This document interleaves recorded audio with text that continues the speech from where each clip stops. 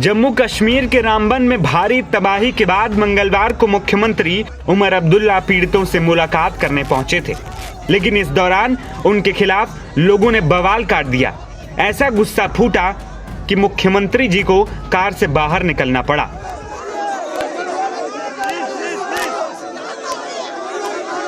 पहले तो स्थानीय लोगों ने उमर अब्दुल्ला का काफिला रोका, फिर जमकर नारेबाजी की और तो और अपना दुखड़ा सुनाते लोग उनकी कार के आगे भी लेट गए।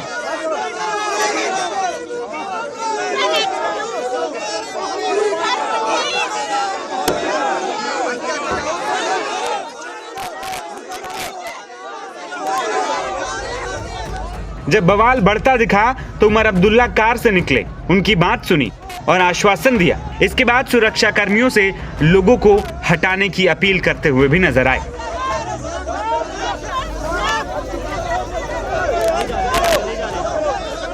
उमर अब्दुल्ला की गाड़ी रोकने का एक वीडियो भी सामने आया, जिसमें उनकी गाड़ी को लोग रोकते हुए नजर आ रहे हैं। गाड़ी रोकने वालों में आगे महिलाएं ही दिख रही हैं।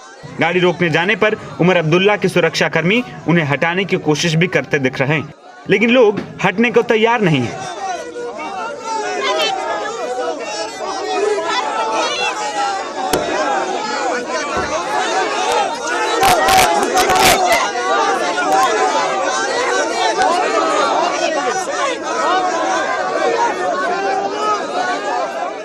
एक शख्स तो गाड़ी के आगे भी लेट गया। इन सब के बीच उमर अब्दुल्ला गाड़ी में बैठे रहे। जब लोग नहीं हटे तब उमर अब्दुल्ला गाड़ी से निकले और लोगों से बातचीत की और उनकी बात मानने का आश्वासन भी दिया।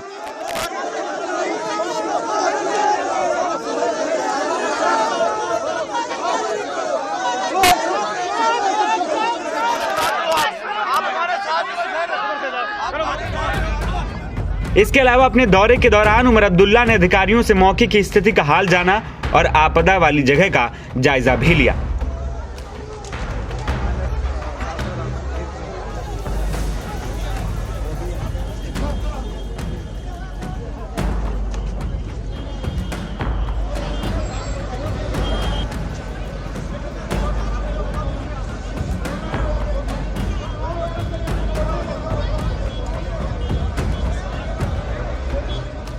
इसके बाद अब्दुल्ला ने मीडिया से बात करते हुए कहा कि काम में जितनी तेजी लाई जा सकती है लाई जा रही है। हमारी पहली प्राथमिकता थी कि लोगों की कीमती जान न जाए।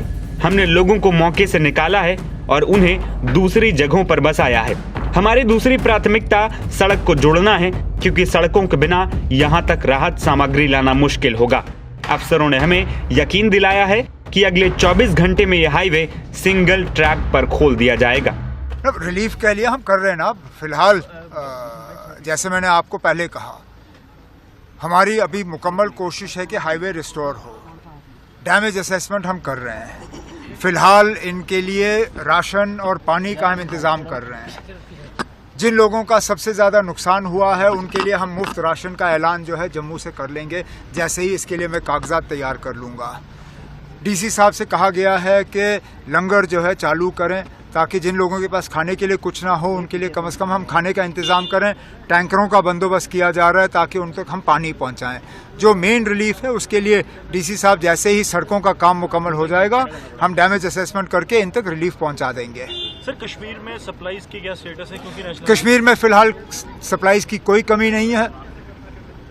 अगले 3-4 दिन के लिए हमारे पास सब चीज़ है, लेकिन ये जहन में रखते हुए कि यहाँ अफवाहों की बाज़ार जो है बहुत जल्दी लग जाती है। मैं नहीं चाहता हूँ कि पेट्रोल पंपों के बाहर जो है लोग लाइनें लगाना शुरू करें।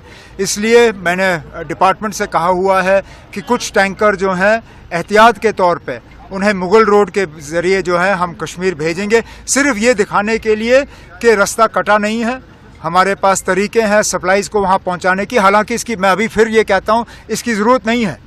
हमारे पास अगले 3-4 दिन के लिए सप्लाईज हैं, लेकिन लोगों को भरोसा देने के लिए कि यहाँ कमी नहीं है, हम मुगल रोड के जरिए जो है कुछ टैंकर भेज देंगे। 3 दिन में लगातार तीसरी बार इंतजामिया के तरफ से सीनियर जो है मिनिस्टर यहाँ आए। पहले दिन मौके पे 2 MLA डिप्टी सीएम साहब के साथ आए, अफसरों के साथ बात हुई, सिलसिला शुरू हुआ। कल मैं खुद श्रीनगर से होते हुए जहाँ गाड़ी रुकी वहाँ से पैदल आके मैंने हालात का मुआयना किया। अब यहाँ से आके चंद्रकोट रुक के मैं यहाँ इस तरफ से देख रहा हूँ।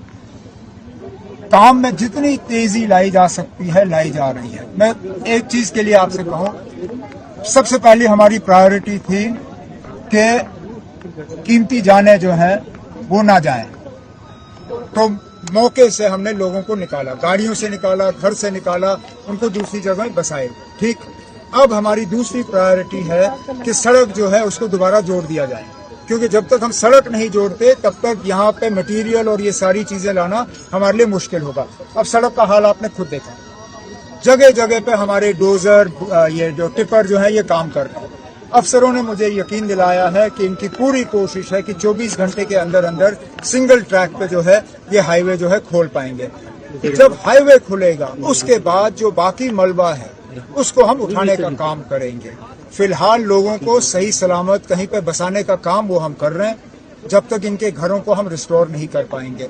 जो बाकी रिलीफ इन तक पहुंचाना होगा, इमरजेंसी में रेड क्रॉस के तहत इनको जो रिलीफ देना है वो डीसी साहब को कहा गया है रिलीफ दें। जब रिलीफ ये मतलब रिकवरी का काम खत्म हो जाएगा, फिर हम असेसमेंट करके जो भी इनका नुकसान है उसको फिर एनडीआरएफ और एसडीआरएफ के नॉर्म्स के तहत जो हमें रिलीफ देना होगा हम दे देंगे। गवर्नमेंट ऑफ इंडिया से कह के इसको एक डिजास्टर जोन तैनात करके जो मरकज से हमें मदद चाहिए होगी, मुझे पूरा उम्मीद है कि मरकज के तरफ से जो हमें मदद मिलनी चाहिए वो मिलेगी। जो यहाँ बीजेपी का उम्मीदवार घूम रहा है सफेद टोपी पहन के, उनसे भी मेरी गुजारिश है कि मेहरबानी करके यहाँ सियासत कम और दिल्ली में जरा सियासत ज्यादा करें। वो जरा दिल्ली बात करके यहाँ के लिए एक खसूसी पैकेज का इंतजाम करें, बड़ी अच्छी बात होगी। दावे क्या लग रहा है कि मौसम का मिजाज तो बदल गया, बहुत तो समय लग रहा है, स्थिति को सुधार में लाने में कितना वक्त लगता है? मैंने जैसे आपसे कहा, हमारी मुकम्मल कोशिश है कि 24 घंटे के अंदर अंदर हाईवे जो हम खोलें, लेकिन आगे के लिए ये इस तरह के हालात ना बने। आपने अक्सर बेशतर सुना होगा, यहाँ जो लोकल लोग शिकायत कर रहे हैं कि यहाँ पे एक कलवर्ट था, उस कलवर्ट को यहाँ हाईवे का जो ठेकेदार है उसने उस पर गड़बड़ की, तब जाके नुकसान हुआ। अब हाईवे वालों को ये देखना होगा कि जहाँ जहाँ काम हो, काम का जो है खमियाजा यहाँ पे लोगों को भुगतना पड़े। ये सड़क बनती है हमारे राहत के लिए, अगर ये सड़क हमारे नुकसानदेह साबित हो तो इस सड़क का फायदा क्या? तो इसके बाद नेशनल हाईवे अथॉरिटीज के साथ और खासकर जो सरफेस ट्रांसपोर्ट मिनिस्टर हमारे हैं गडकरी साहब, मेरी कोशिश रहेगी कि कुछ देर के बाद उनको मौके पे लाके हम यहाँ रिव्यू करें कि किस तरह हम इस सड़क को स्टेबल कर सकते। दरअसल जम्मू कश्मीर के रामबन में बादल फटने की वजह से अचानक बाढ़ आ गई। ये तबाही का मंजर वाकई में परेशान करने वाला था। लोगों के घर बह गए, उनकी कारें मलबे के नीचे दब गई, 3 लोगों की जान भी चली गई। तो वहीं लैंडस्लाइड की वजह से 21 अप्रैल को स्कूल भी बंद कर दिए गए। लेकिन अब धीरे धीरे हालात पर काबू पाया जा रहा है, लेकिन अभी भी मौसम विभाग ने चेतावनी जारी की। एनबीटी ऑनलाइन की रिपोर्ट।